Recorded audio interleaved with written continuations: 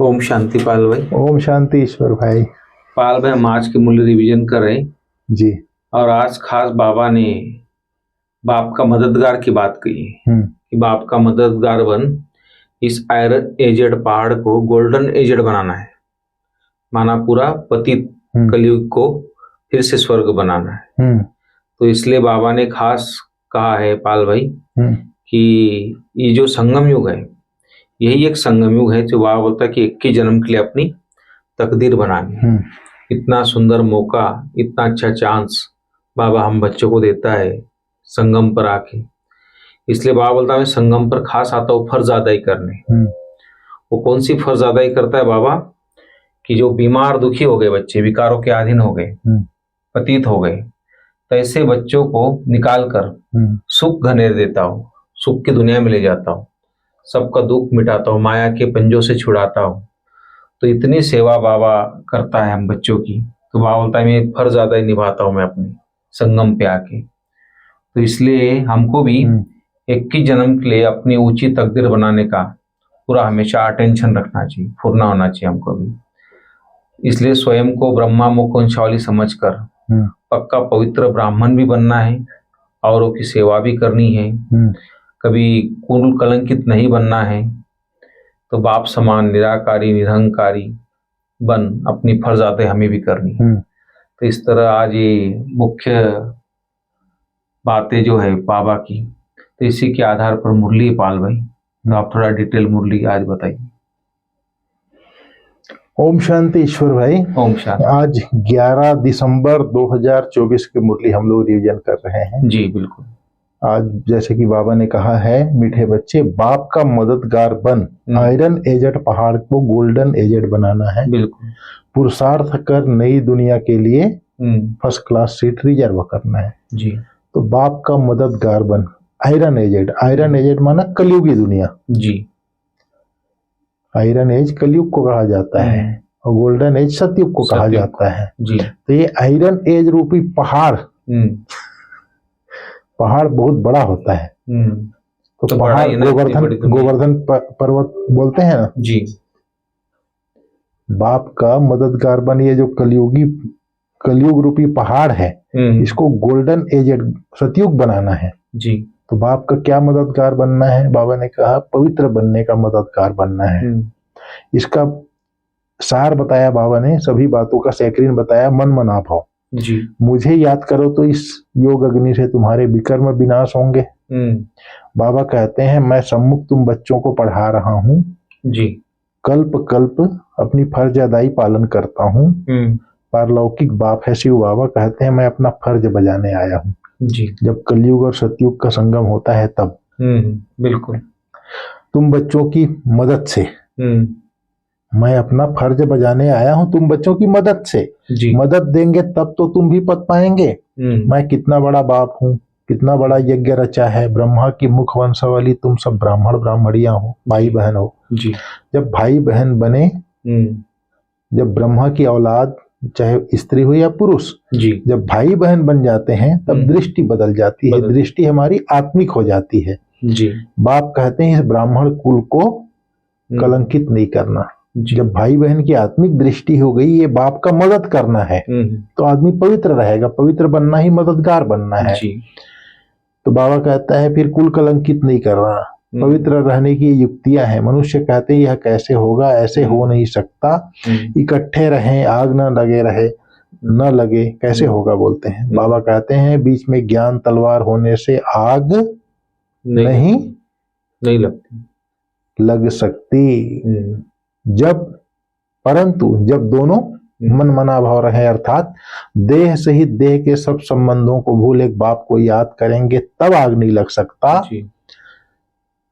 ये चीज जब शिव बाबा को याद करते रहें, अर्थात मन मना भाव रहें, अपने को ब्राह्मण समझे, तब जो है आग नहीं लगेगी। बाबा कहता है तो आग न लगे, अर्थात पवित्र रहना ही बाप का मददगार बनना है।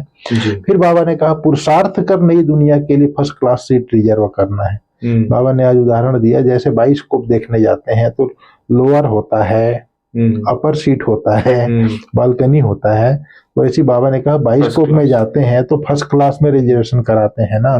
बाप भी कहते हैं चाहे सूर्यवंशी चाहे चंद्रवंशी में सीट रिजर्व कराओ, जितना जो पुरुषार्थ करे उतना उच्च पद पा सकते हैं। तो सब मर्ज मिटाने बाप आए हैं। तो बाप सब मर्ज मिटा करके जब सतयुगी दुनिया बना रहे हैं तो बाबा कहते हैं जो सीट आपको रिजर्व कराना है करा लो। बिल्कुल। फिर बाबा ने आज कहा बाप क्या फर्ज अदाई करते हैं, बीमार दुखी बच्चों को सुखी बनाना, माया के फंदे से निकाल सुख में ले जाना, ये बाप का फर्ज है। बाप आते ही है। तो बाबा ने कहा माया के फंदे में कब फंसे हो, हैं? सतयुग में बरोबर देवी देवताओं का राज्य था, त्रेता में राम सीता का था। बाबा सृष्टि के आदि मध्य अंत का राज समझाते हैं। तो बच्चे बाबा से पूछते हैं बाबा हम माया के फंदे में कब फंसे? बाबा कहते हैं द्वापर से। फिर नंबरवार फिर दूसरे धर्म आते हैं, हिसाब लगाने से समझ सकते हो इस दुनिया में हम कब से आएंगे। शिव बाबा कहते हैं मैं 5000 वर्ष के बाद आता हूँ, संगम पर अपना फर्ज निभाने आता हूँ।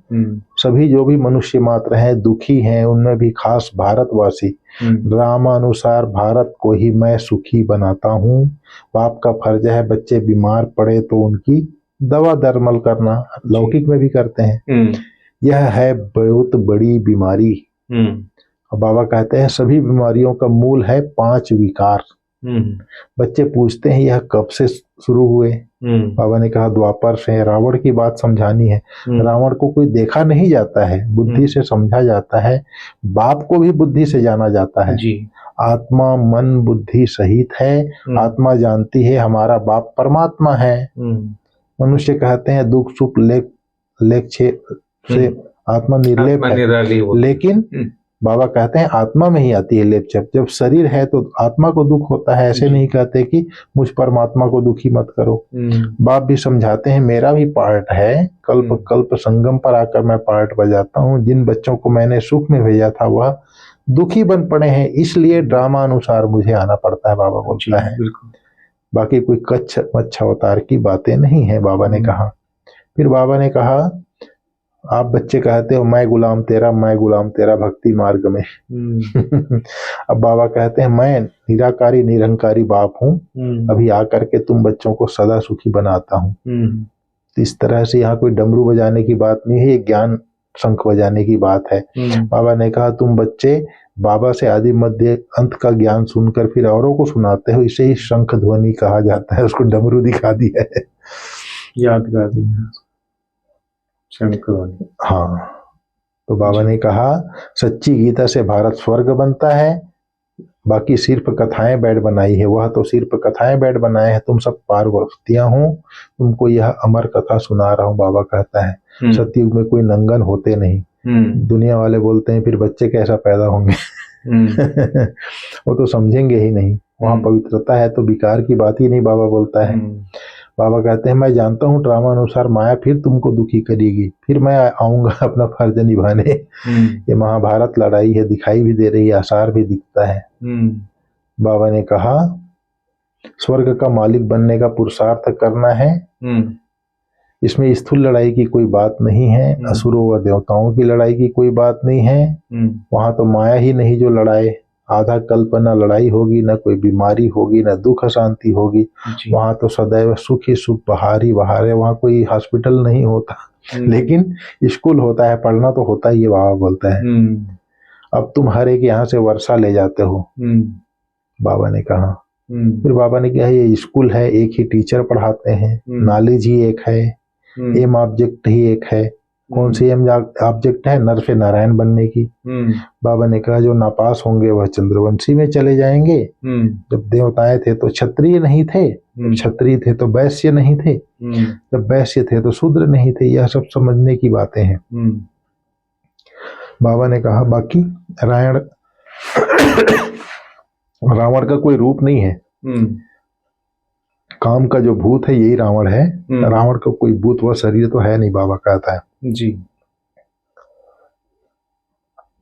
बाबा ने कहा आज वरदान में स्नेह की शक्ति से माया की शक्ति को समाप्त करने वाले संपूर्ण ज्ञानी भाव, जो परमात्मा स्नेह में समाया हुआ है वही संपूर्ण समझदार आदमी है, ज्ञानी आत्मा है।